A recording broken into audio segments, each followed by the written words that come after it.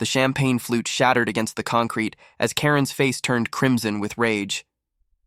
"You people have no right to be here!" she screamed, her manicured finger jabbing toward the terrified birthday girl. But what Karen didn't know was that the very ground she stood on, the $1 million estate she claimed as her own, was about to become her greatest humiliation. Because sometimes karma doesn't just knock. It bulldozes through your perfectly manicured life with the force of a freight train. Sarah Martinez had spent 3 weeks planning every detail of her daughter's 13th birthday party. The backyard of their modest 2-story home had been transformed into a tropical paradise. Tiki torches lined the perimeter, colorful streamers danced in the afternoon breeze, and the inflatable water slide curved majestically into their above-ground pool. Lucia's friends squealed with delight as they splashed in the crystal-clear water, their laughter echoing through the suburban neighborhood. "Mom, this is the best party ever!" Lucia beamed, her dark eyes sparkling as she adjusted her new birthday tiara. Water droplets clung to her sun-kissed shoulders, and for a moment Sarah felt her heart swell with pride. After the divorce, after the financial struggles, after all the nights she'd worked double shifts at the hospital just to make ends meet, seeing her daughter this happy made every sacrifice worth it. "I'm so glad, Mija," Sarah smiled, reaching over to squeeze Lucia's hand. "You deserve this and so much more." The sound of screeching tires on asphalt shattered the peaceful moment. A gleaming white Mercedes SUV jerked to a halt in front of their house, its chrome bumper catching the sunlight like a weapon. The driver's door flew open with such force it bounced back against its hinges. Karen Whitmore emerged like a storm, clad in designer clothes. Her platinum blonde hair was pulled back in a severe bun that stretched her already tight face, and her ice-blue eyes scanned the backyard with the intensity of a predator sizing up its prey. She wore a crisp white blazer that probably cost more than Sarah's monthly mortgage, and her red-soled heels clicked against the sidewalk like gunshots. "Excuse me?" Karen's voice cut through the children's laughter like a blade. "Excuse me!" The party fell silent. 12 teenagers turned to stare at the woman who had just invaded their celebration, their wet hair dripping as they huddled together in the pool. Sarah felt her stomach drop as she recognized the woman from the neighborhood, the same Karen who had made snide comments about their eyesore pool during HOA meetings, who had called the city about their excessive noise during Lucia's last sleepover. "Can I help you?" Sarah asked, stepping protectively in front of her daughter. She kept her voice steady, professional, the same tone she used when dealing with difficult patients at the hospital. Karen's laugh was sharp and humorless. "Help me! Oh, that's rich! You can help me by shutting down this circus immediately." She gestured dismissively at the decorations, her diamond bracelet catching the light. "Do you have any idea how much property values drop when people like you turn their yards into water parks?" "People like us?" Sarah's voice dropped to a dangerous whisper. Behind her, she could hear Lucia's sharp intake of breath. "Don't play dumb with me." Karen stepped closer, and Sarah caught a whiff of expensive perfume mixed with something bitter, entitlement maybe, or just plain cruelty. "This is a respectable neighborhood. We have standards, we have rules, and your little gathering is violating at least 6 different HOA regulations." One of Lucia's friends, a brave girl named Emma, climbed out of the pool. "Mrs. Martinez, who is this lady?" "Nobody important," Sarah said firmly, never taking her eyes off Karen. "Just someone who's about to leave." Karen's face flushed red. "Leave? I'm not going anywhere until this party is shut down. And another thing, that pool of yours is an eyesore. It's bringing down everyone's property values, and I won't stand for it anymore." "The pool is perfectly legal," Sarah replied, her hands clenching into fists at her sides. "I have all the permits, all the approvals. We're not breaking any laws." "Laws?" Karen let out another bitter laugh. "I don't care about laws. I care about maintaining the dignity of this neighborhood, and frankly, your kind of, activities don't belong here." The words hung in the air like poison. Sarah felt the blood drain from her face as the full weight of Karen's meaning sank. In around the pool, the children had gone completely silent, their innocent faces reflecting confusion and growing fear. My kind of activities? Sarah's voice shook with barely controlled rage. You mean celebrating my daughter's birthday? Spending time with friends? Being happy? I mean creating chaos and disruption. Karen's voice rose to a shriek. I mean turning a respectable street into some kind of carnival. I've had enough, and so has the rest of the neighborhood. Either you shut this down now or I'm calling the police. Lucia stepped forward, her young face blazing with anger. It's my birthday party. You can't just... I can do whatever I want, Karen snapped, turning her venom on the 13-year-old. This is America, little girl, and property owners have rights. Your mother clearly never taught you about respecting your betters. That was the moment Sarah's composure finally cracked. Years of working multiple jobs, years of struggling to provide for her daughter, years of enduring whispered comments and sideways glances from people like Karen, it all came rushing to the surface in a wave of protective fury. Get out. Sarah's voice was barely audible, but it carried the weight of a thunderclap. Get out of my yard! Get away from my daughter! Get out! Now! Karen's eyes widened in surprise, then narrowed with malicious glee. Or what? You'll call your friends? Your family? Face it, Sarah, you don't belong here and everyone knows it. You're just a... The champagne flute in Sarah's hand, a plastic one, thankfully, sailed through the air and shattered against the concrete at Karen's feet. The sound was like a gunshot in the sudden silence. I said get out, Sarah repeated, her voice deadly calm. Behind her, Lucia grabbed her arm, tears streaming down her face. Karen's mouth opened and closed like a fish gasping for air. Then, slowly a smile spread across her face, the kind of smile that belonged on a shark. Well, well, she said softly. Assault, in front of witnesses. A dozen children just saw you throw something at me. She pulled out her phone with theatrical slowness. I wonder what Child Protective Services will think about this. I wonder what your employer will think. I wonder... She never finished the sentence. Because at that exact moment, a black sedan pulled up behind her Mercedes, and two men in dark suits stepped out. The older one, distinguished with silver hair and kind eyes, surveyed the scene with the practiced gaze of someone accustomed to handling delicate situations.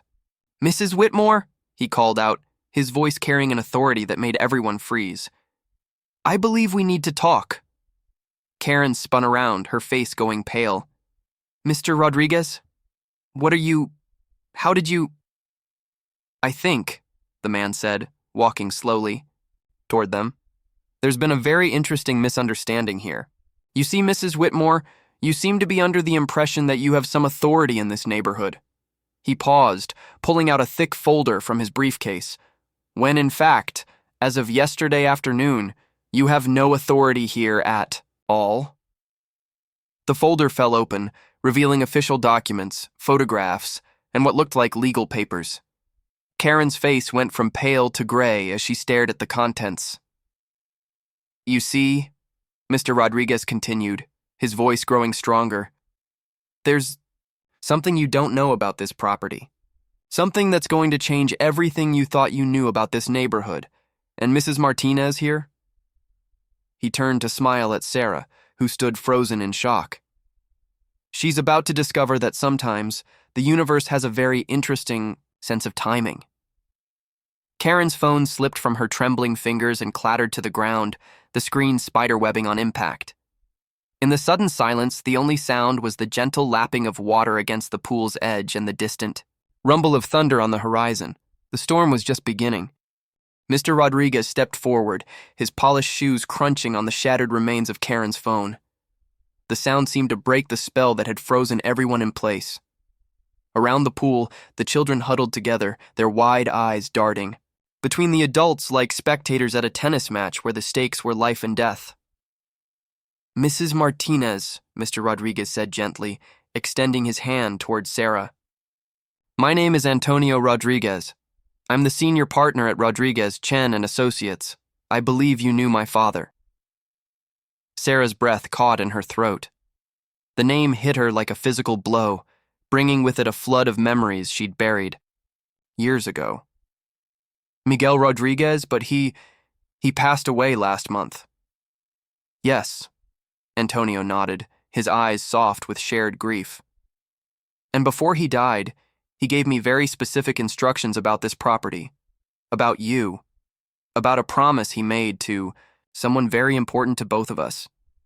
Karen's face had gone from gray to a sickly green. She took a step backward, her designer heels wobbling on the uneven concrete.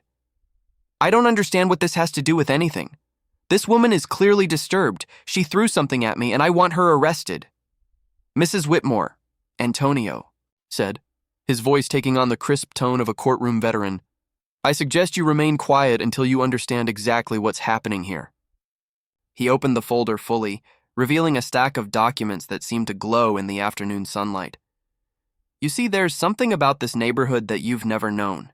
Something that's about to change your entire world. Sarah felt Lucia's hand slip into hers, her daughter's fingers trembling with confusion and fear. Mom, what's going on? Who is this man? I don't know, mija, Sarah whispered, but even as she said it, pieces of a puzzle she'd never known existed began clicking into place. Miguel Rodriguez, the elderly man who'd lived 3 houses down, who'd always waved at them during their evening walks, who'd helped her fix her lawnmower last spring. The same man who'd asked strange questions about her family, about her grandmother, about names and places that seemed random at the time. Antonio pulled out a yellowed photograph from the folder. Even from a distance, Sarah could see it was old. The edges were worn, the colors faded to sepia tones. Mrs. Martinez, do you recognize this woman? He held up the photo, and Sarah's world tilted on its axis.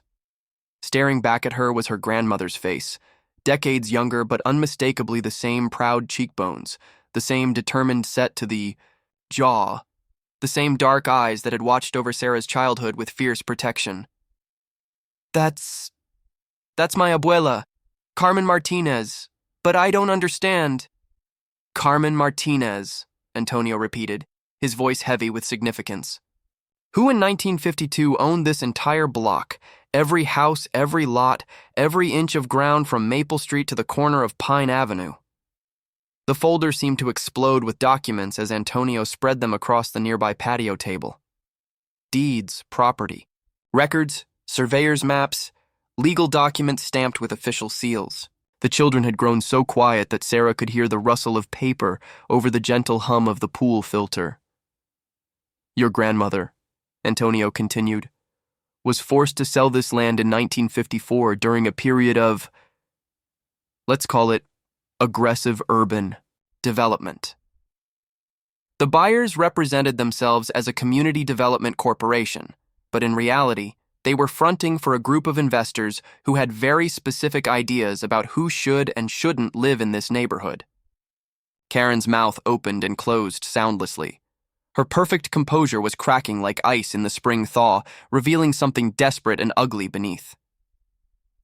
The sale was legal, Antonio said, his voice growing harder, but it was obtained through fraud, intimidation, and tactics that would be prosecuted as hate crimes today. Your grandmother received a fraction of what the land was worth. She was told that if she didn't sell, the city would condemn the property and take it anyway for public improvement. Sarah's legs felt weak. She sank into one of the plastic patio chairs, her mind reeling. She never told me. She never said anything about owning all this. Because the shame of losing it nearly destroyed her, Antonio said gently. My father was her lawyer. He was young then, fresh out of law school, and he fought the sale with everything he had. But the system was rigged, and they both knew it. The best he could do was make sure the deed included a very specific clause, one that the buyers either didn't understand or chose to ignore. He pulled out a magnifying glass and pointed to a section of faded text on the original deed.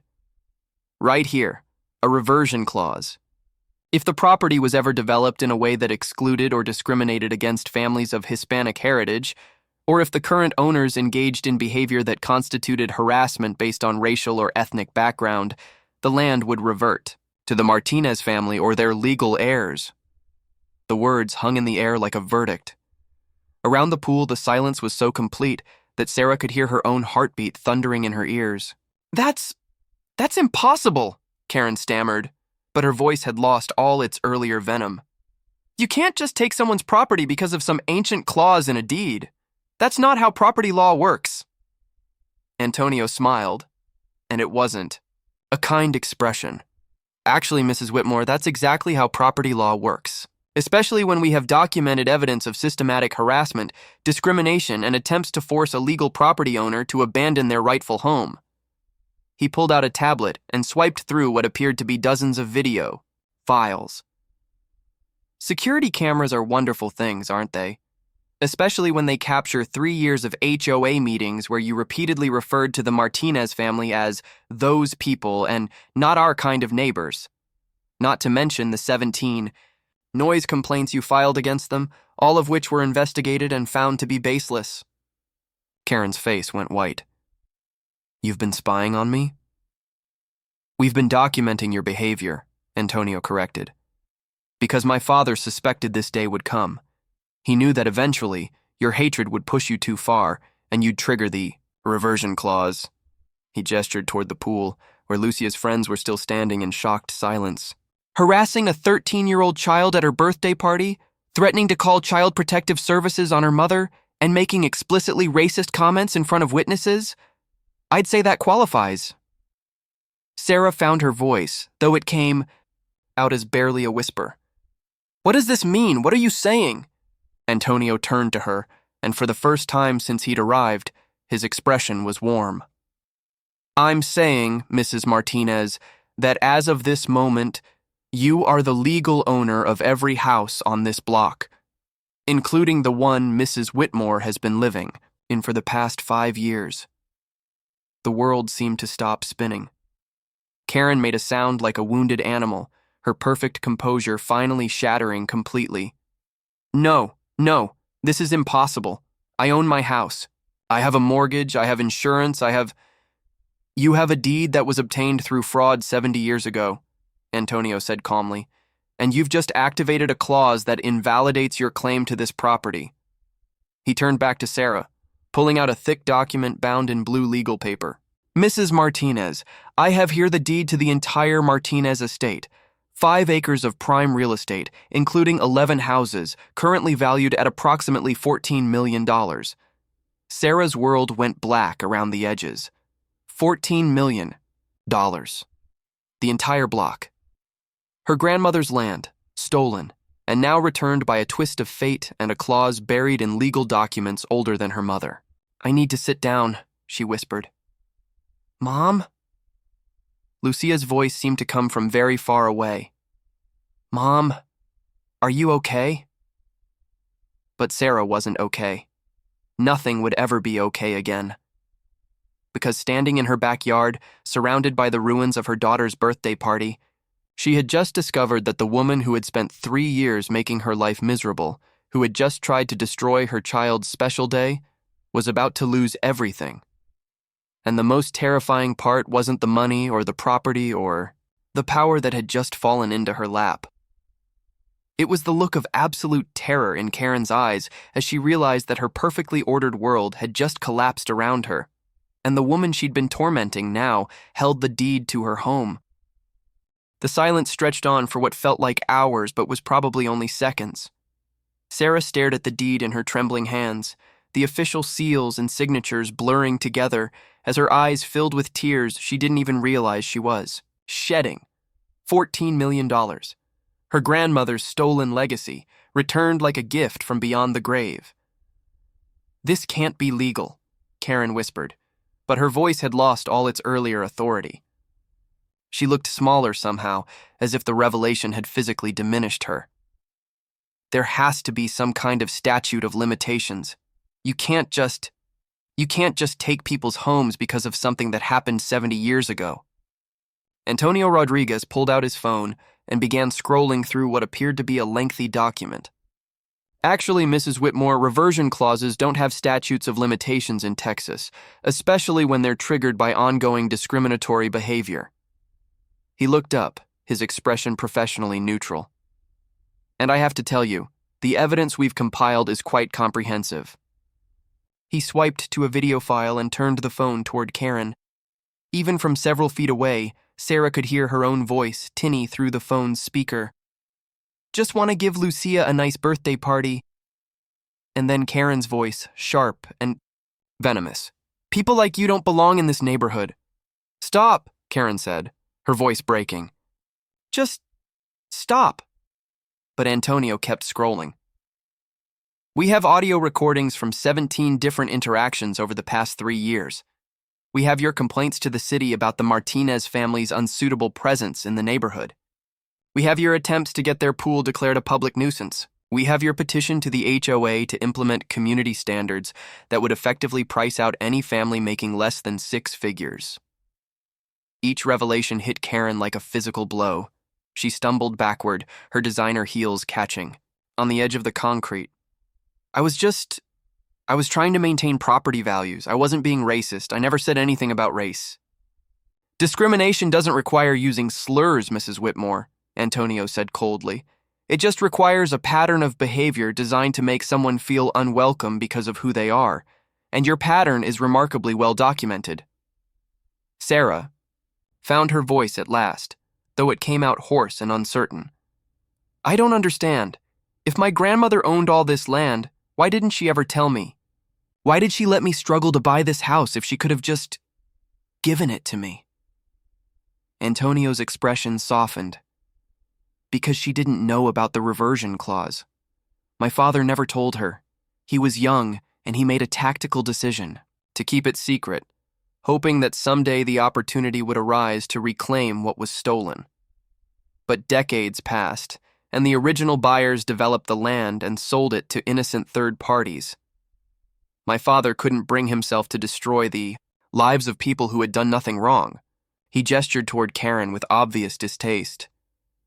But Mrs. Whitmore isn't an innocent third party anymore. She spent 3 years systematically harassing your family, trying to drive you out of the neighborhood through intimidation and discriminatory behavior. She triggered the clause herself. I want to see a lawyer, Karen said suddenly, her voice gaining a desperate edge. I want to see my own lawyer. This is insane. This is theft. By all means, Antonio replied smoothly. Call your lawyer. In fact, I encourage it. Because when they review the documentation, they'll tell you exactly what I'm telling you now. You have no legal recourse. The deed is valid, the clause is enforceable, and you've triggered it through your own actions. Sarah looked around at the faces surrounding her, her daughter's friends, still dripping wet from the pool, their innocent faces reflecting a mixture of confusion and growing excitement as they began to understand that something monumentally important was happening. Lucia stood beside her, her birthday tiara slightly askew, her dark eyes wide with wonder and fear. Mom, Lucia whispered, tugging on Sarah's arm. Does this mean we're rich?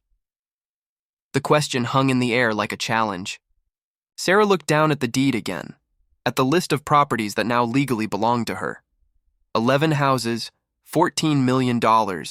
Enough money to never worry about mortgage payments again, to send Lucia to any college she wanted, to finally breathe without the constant weight of financial anxiety pressing down on her chest.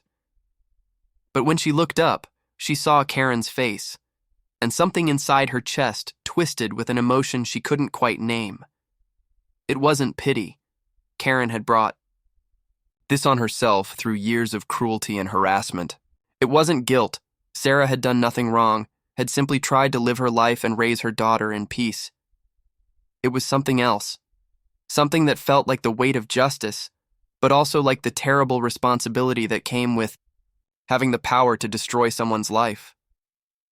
Mrs. Whitmore, Sarah said slowly, her voice gaining strength with each word. 3 years ago, when we moved in, I brought you cookies. Homemade chocolate chip cookies still warm from the oven. Do you remember what you said to me? Karen's face went pale. I don't...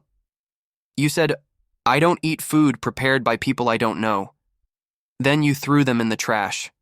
Right there, in front of me. In front of my daughter. Sarah's voice grew harder. You made a 7-year-old cry because you threw away her cookies. That was different. I have food allergies. I can't just... No, Sarah said firmly. That was the beginning. That was the first time you showed us exactly who you are. And every interaction since then has been you trying to make us feel small, unwelcome, like we didn't belong in our own home. She stood up, the deed still clutched in her hands, and for the first time in 3 years, Sarah Martinez felt truly powerful. Not because of the money or the property, but because the truth was finally out in the open, and Karen Whitmore could no longer hide behind polite social conventions and carefully worded complaints. You called the police on my daughter for playing music too loud at 3 in the afternoon. You reported our barbecue to the city as a commercial food operation. You tried to get our pool declared a public nuisance because it was aesthetically inconsistent with neighborhood standards. You've spent 3 years trying to drive us out of our home. And now you're standing in my backyard, on my property, having just threatened my child at her birthday party. Karen's mouth opened and closed silently. Tears were streaming down her face now, cutting tracks through her carefully applied makeup. And you know what the worst part is? Sarah continued, her voice rising with years of suppressed anger and hurt. You never even tried to get to know us. You never asked about our lives, our dreams, our struggles. You just decided that we didn't belong here, and you've spent 3 years trying to prove it. Antonio stepped forward, his briefcase in hand. Mrs. Martinez, I need to inform you that Mrs. Whitmore has 30 days to vacate the premises. Standard eviction procedures apply, but given the circumstances, I can expedite the process if you prefer. 30 days? Karen's voice cracked. Where am I supposed to go? This is my home. I've lived here for 5 years.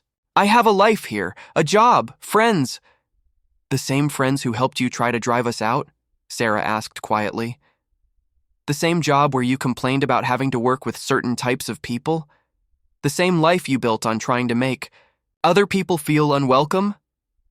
Karen collapsed into one of the patio chairs, her perfect composure finally shattered completely. Please, she whispered. Please, I'm sorry. I never meant for it to go this far. I was scared. Property values and crime rates, and I thought if the wrong kind of people moved in. The wrong kind of people, Sarah repeated, her voice deadly quiet. You mean people like me, people like my daughter, people who work in hospitals and save lives, who pay their taxes and maintain their property and try to be good neighbors. I'm sorry, Karen sobbed. I'm so sorry. Please, I'll do anything. I'll apologize publicly. I'll pay you money. I'll move away quietly.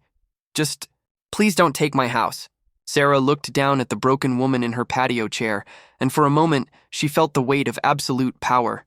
With a word, she could destroy Karen's life as thoroughly as Karen had tried to destroy hers. She could have her evicted, could sell the house, could leave Karen with nothing but the clothes on her back and the bitter taste of her own medicine. But as she stood there, surrounded by her daughter's friends and the ruins of a birthday party that had turned into something else entirely, Sarah realized that the most powerful thing she could do wasn't revenge. It was something far more terrifying for Karen Whitmore than losing her house. It was mercy, with conditions. Sarah walked slowly around the pool, her bare feet silent on the warm concrete. The children had climbed out of the water and were huddled together near the birthday cake table, their young faces reflecting the gravity of the moment. Even they seemed to understand that something momentous was happening, that the world as they knew it was shifting beneath their feet.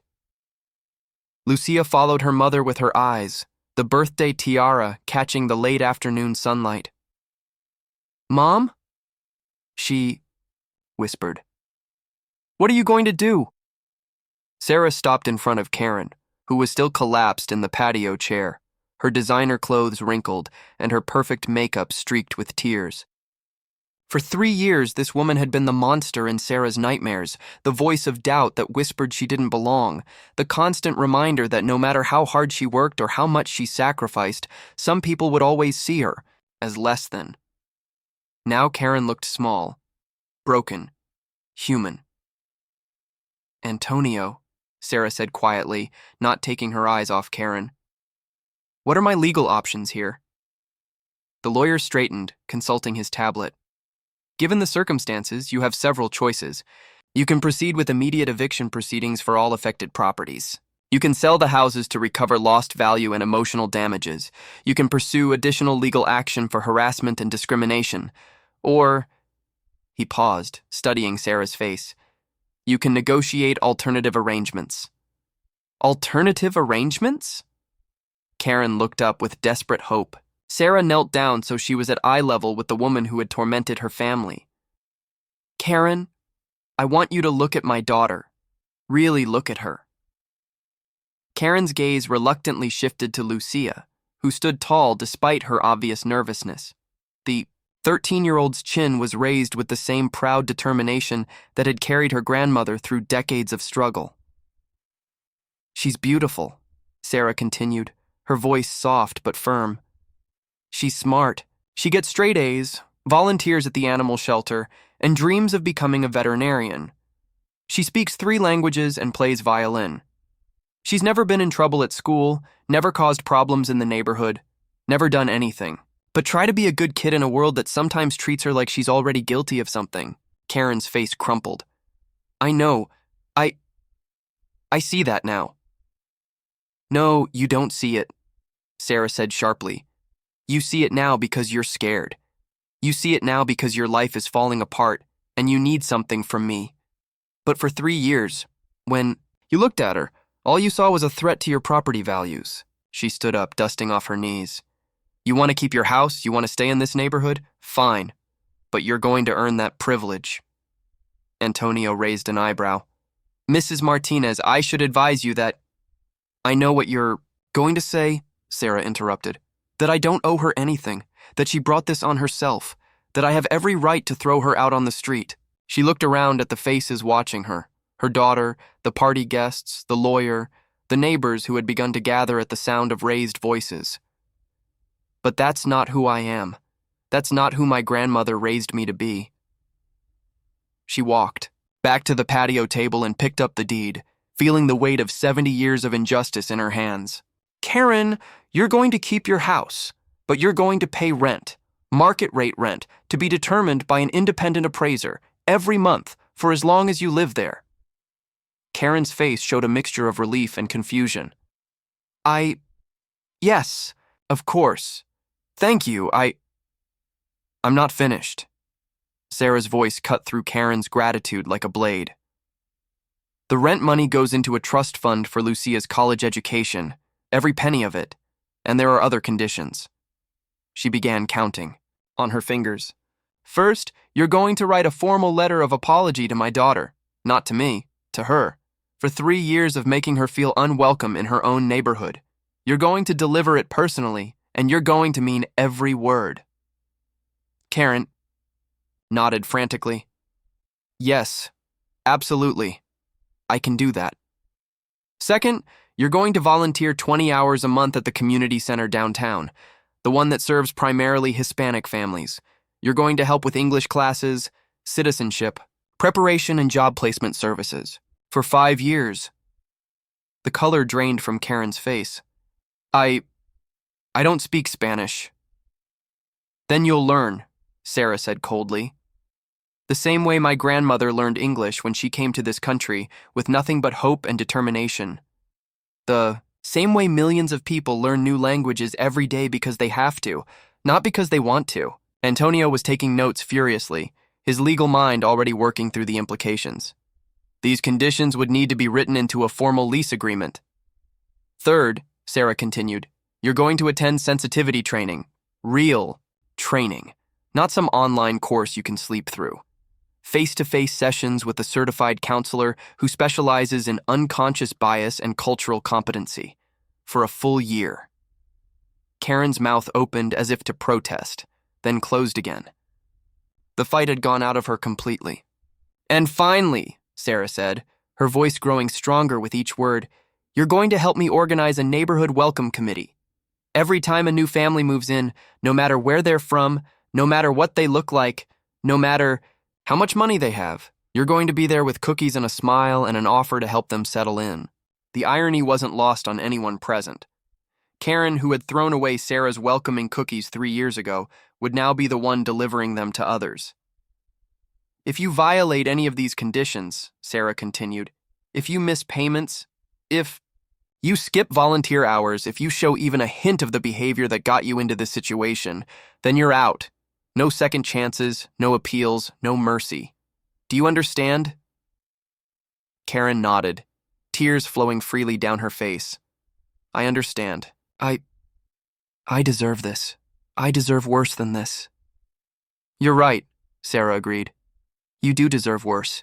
But my daughter is watching, and I want her to learn that sometimes the strongest thing you can do is choose justice over revenge.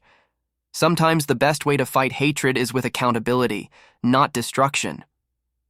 Lucia stepped forward, her young face shining with pride. Mom, that's perfect.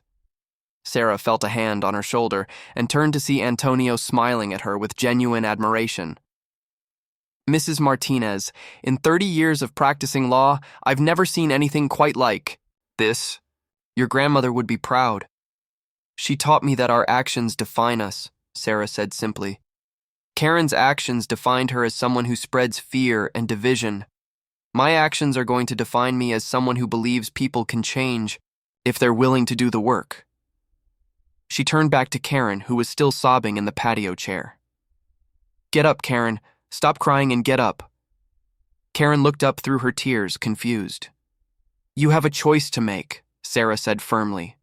You can sit there feeling sorry for yourself, or you can start doing the work to become the person you should have been all along. Which is it going to be? Slowly, unsteadily, Karen rose to her feet. Her expensive clothes were wrinkled, her makeup was destroyed, and her perfect composure was shattered. But for the first time in 3 years, when she looked at Sarah, there was something other than disdain in her eyes. There was respect. I'll do it, she whispered. All of it. I'll do whatever it takes. Sarah nodded. We'll see. Actions speak louder than words, Karen. They always have. She turned to Antonio. Can you have the lease agreement ready by Monday? Absolutely. And Mrs. Martinez, there's one more thing you should know. He pulled out another document from his seemingly endless briefcase. The other 10 properties on the block will need to review each case individually, but it's likely that several of them will also revert to your ownership. The original buyers used the same discriminatory tactics throughout the neighborhood. Sarah felt the world tilt again. More properties, more responsibility, more power over the lives of people who had, in some cases, probably never done anything wrong. How many more? She asked. Antonio consulted his notes. Based on preliminary research, possibly 6 additional properties. We'll need to investigate each case thoroughly, but the pattern is clear. 6 more families, 6 more chances to choose between justice and revenge, between accountability and destruction.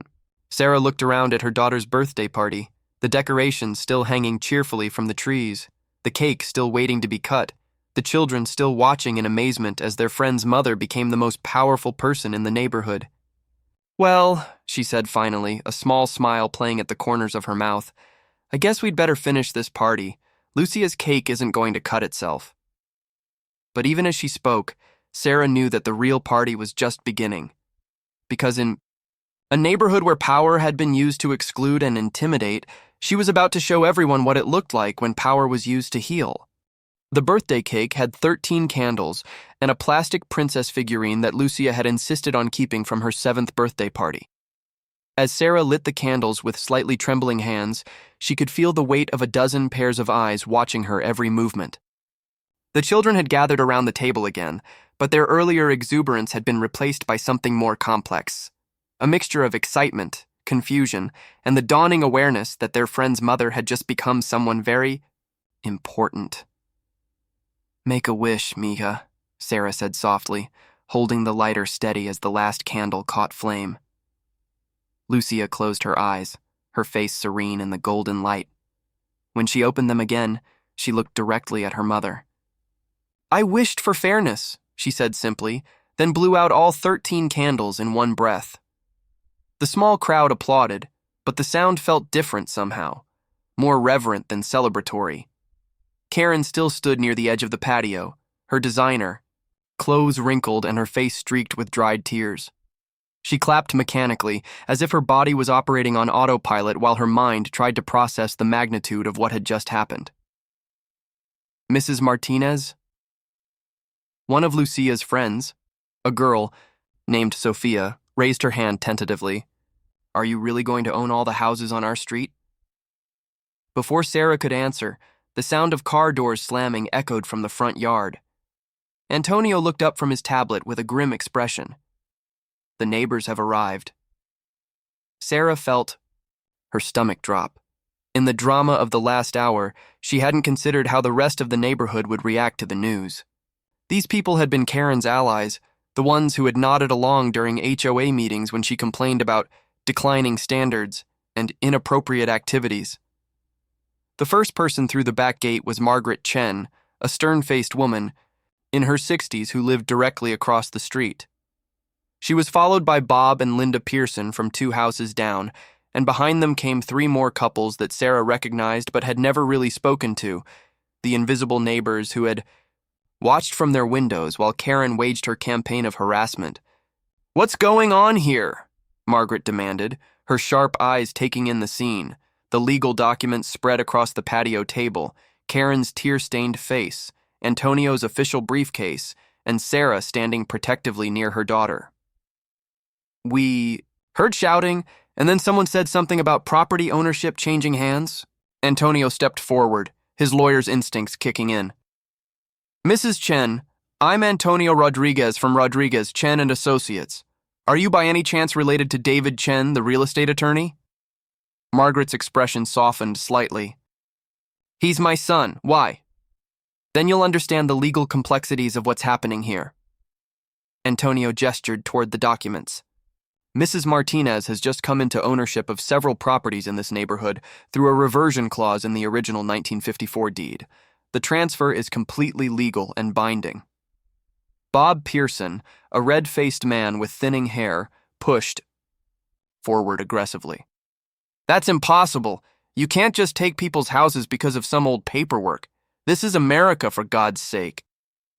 "You're absolutely right, Mr. Pearson," Sarah said calmly, surprising everyone, including herself, with the steadiness of her voice.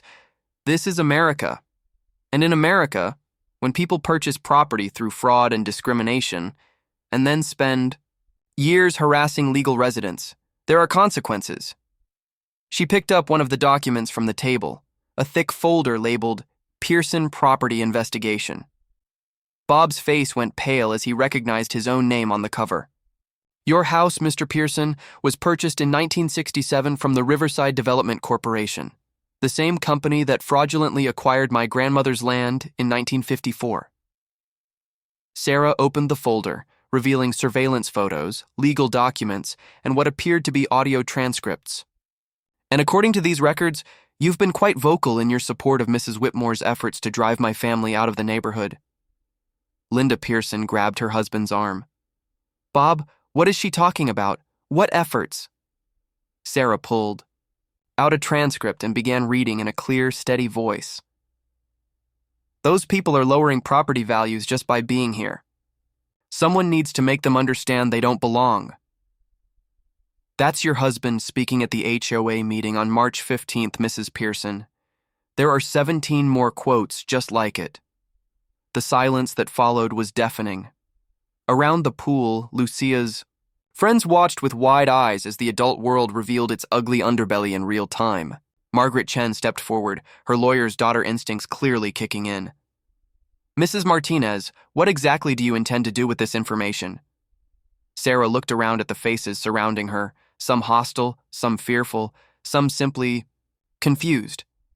These were her neighbors, people she'd waved to during morning jogs, people whose children played with her daughter at the community park. 6 months ago, she would have been intimidated by their collective attention. Now, holding the deed to their homes in her hands, she felt something she'd never experienced before, the absolute certainty that she belonged here. "That depends entirely on all of you," she said finally.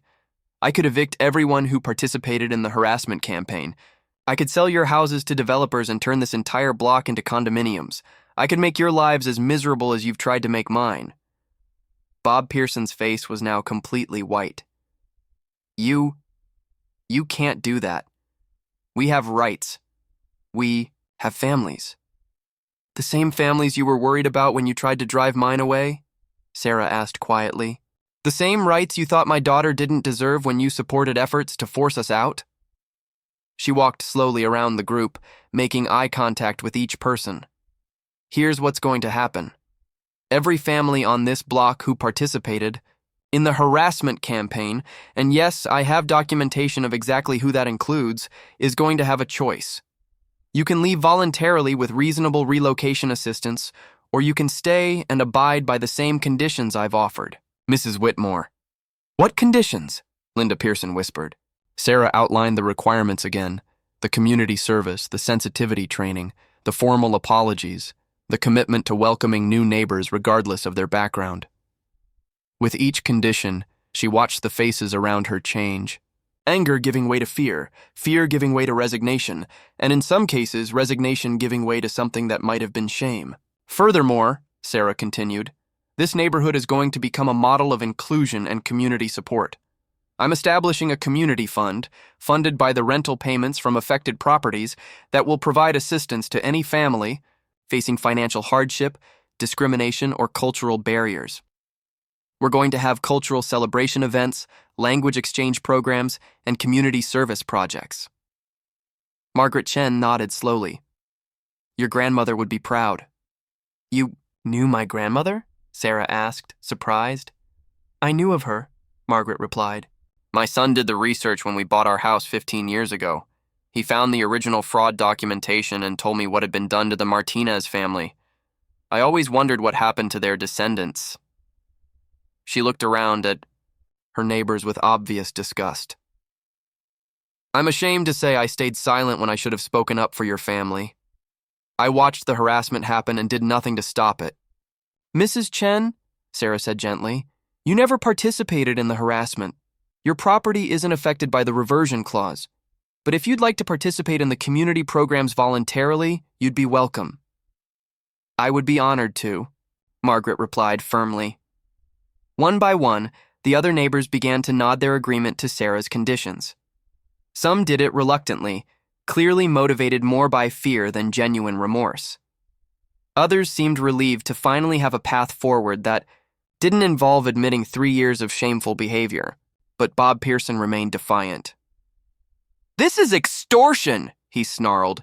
You can't force people to volunteer and take classes just to keep their homes. I'll fight this in court. Antonio stepped forward with a smile that didn't reach his eyes. By all means, Mr. Pearson, fight it in court. I look forward to presenting 3 years of documented harassment, discrimination, and conspiracy to deprive citizens of their civil rights. I'm particularly excited to discuss the audio recording where you suggested making life so unpleasant for them that they'll leave on their own. Bob's bluster deflated like a punctured balloon. That was taken out of context. Context? Sarah laughed, but there was no humor in it. The context was my daughter's 10th birthday party when you called in a noise complaint at 2 p.m. because children were laughing too loudly in our backyard. She turned to address the entire group. You all need to understand something. This isn't about revenge. This isn't about power. This is about accountability. For 3 years, you stood by and watched, or actively participated in, a campaign to make my family feel unwelcome in our own home. Some of you called it maintaining standards. Others called it protecting property values. But what it really was discrimination, plain and simple. The afternoon sun was beginning to set, casting long shadows across the pool area. The birthday party decorations fluttered in the gentle breeze, a cheerful reminder of what this day was supposed to have been about. So here's what happens next, Sarah said, her voice carrying the authority. 6 months later, Sarah stood in the same backyard, but everything had changed.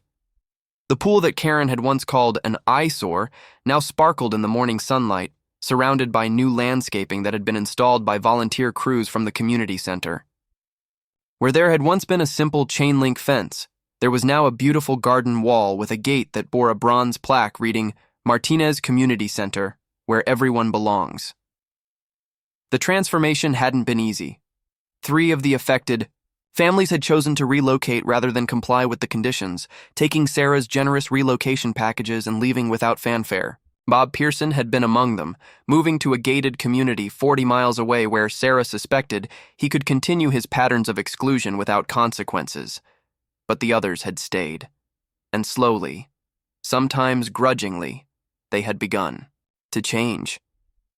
Sarah watched through the kitchen window as Karen Whitmore knelt in the community garden, her once perfect manicure now stained with soil as she helped elderly Mrs. Gonzalez plant tomatoes. Karen's transformation had been the most dramatic of all. The mandatory volunteer work at the community center had evolved into genuine passion, and the woman who had once complained about those people now ran weekly English conversation groups for new immigrants. "Mom, they're here!" Lucia called from the front door, her voice bubbling with excitement. Sarah smiled and walked to the front of the house, where a small crowd had gathered on the sidewalk. Today was the day they'd all been working toward, the official dedication of the neighborhood as the Martinez Memorial Community District, honoring Sarah's grandmother and establishing permanent protections against housing discrimination. Antonio Rodriguez stood near the bronze memorial marker they'd installed, where Carmen Martinez's original home had once stood. He was flanked by city council members, community leaders, and reporters from 3 local news stations. But the people Sarah was most proud to see were her neighbors, former adversaries who had become genuine allies in the work of building an inclusive community. Margaret Chen approached with a warm smile, carrying a folder of paperwork. "Sarah, the final legal documents are ready for your signature. As of today, the Community Land Trust is officially established. No one will ever be able to use property ownership as a weapon of discrimination in this neighborhood again." Sarah took the pen with steady hands. 6 months ago, she would have been intimidated by the cameras and the crowd. Now she signed the documents with the confidence of someone who had learned to wield power responsibly. "Mrs. Martinez," called out a reporter from Channel 7, "how does it feel to know that your story has inspired similar community land trust initiatives in 12 other cities?" Sarah looked around at the faces surrounding her, Lucia beaming with pride, Karen wiping away tears of gratitude, neighbors who had once whispered about her now applauding her leadership, and children from throughout the community playing together in the street without regard for the artificial barriers that adults had once tried to impose. "It feels like my grandmother's dreams coming true," she said simply. "She came to this country believing that if you worked hard and treated people with dignity, you could build something better for the next generation. She lost her land, but she never lost her faith in that dream." Sarah's voice grew stronger as she continued. "What happened here 6 months ago wasn't just about one woman's cruelty or one family's struggle. It was about the choice we all have to make every single day, whether we're going to use whatever power we have to exclude and divide or to include and uplift." A young mother Sarah didn't recognize raised her hand from the back of the crowd. "Mrs. Martinez, my family just moved here from El Salvador. Karen, Mrs. Whitmore, brought us cookies and helped us enroll our children in school. She told us that if we ever felt unwelcome anywhere in this neighborhood, we should come to you. Is that really true?" Sarah looked at Karen, who was blushing furiously but smiling through her tears. The change in her former tormentor had been genuine and profound. The woman who had once thrown away homemade cookies now spent her Saturdays teaching new families how to navigate the American school system. "It's absolutely true," Sarah replied. "This neighborhood belongs to everyone who calls it home. We've learned that diversity isn't a threat to community. It's what makes community possible." The ceremony continued with speeches from city officials and community leaders. But Sarah found her attention drifting to the small details that told the real story of transformation. She watched Bob Chen and Miguel Santos, whose families had been feuding over property lines before the community trust was established, working together to set up folding chairs for the elderly guests. She saw Lucia and her friends playing with children whose families spoke 4 different languages, communication barriers dissolved by the universal language of childhood friendship. Most remarkably, she saw Karen approach Mrs. Gonzalez's teenage grandson, Carlos, and begin speaking to him in halting but determined Spanish. The boy's face lit up with surprised delight as he realized this woman, who his grandmother had told him used to be muy mala, was actually trying to learn his language. After the official ceremony ended and the crowd began to disperse, Sarah found herself alone with Antonio by the memorial marker. The bronze plaque caught the afternoon sunlight, casting shadows that danced across Carmen Martinez's engraved name. "Do you think she would have approved?" Sarah asked quietly. "Of the way I handled everything?" Antonio was quiet for a long moment, his weathered hands folded over his briefcase. "My father told me once that your grandmother was the strongest person he'd ever met. Not because she never bent, but because she always found a way to turn pain into purpose."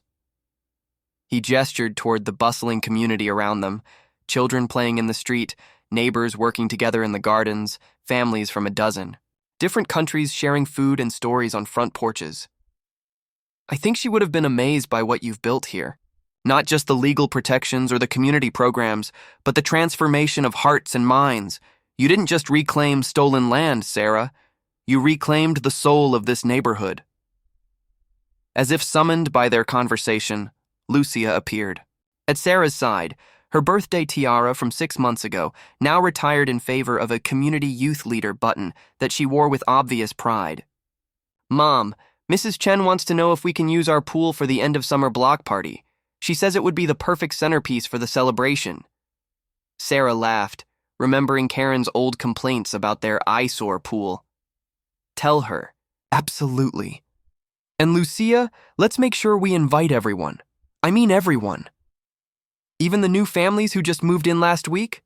Especially them." As Lucia ran off to spread the word about the block party, Sarah took one last look around the neighborhood that had been transformed by the intersection of justice and mercy.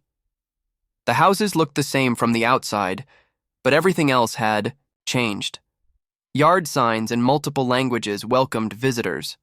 Community bulletin boards announced volunteer opportunities and cultural events. Children's laughter echoed from every direction without anyone calling in noise complaints. The late afternoon sun cast long shadows across the memorial garden, and for just a moment, Sarah could almost see her grandmother standing there, her weathered hands clasped together, her dark eyes shining with pride and satisfaction. Carmen Martinez had lost her land to hatred and fear. But 70 years later, her granddaughter had won it back with something far more powerful than legal documents or property deeds. She had won it back with the radical act of believing that people could change, that communities could heal, and that sometimes the greatest victory wasn't in defeating your enemies, but in transforming them into neighbors. The Martinez Memorial Community District would stand as a testament to that belief for generations to come. And somewhere in the distance, carried on the evening breeze, Sarah could swear she heard the sound of her grandmother's laughter, finally coming home. In the end, that was the most perfect party of all.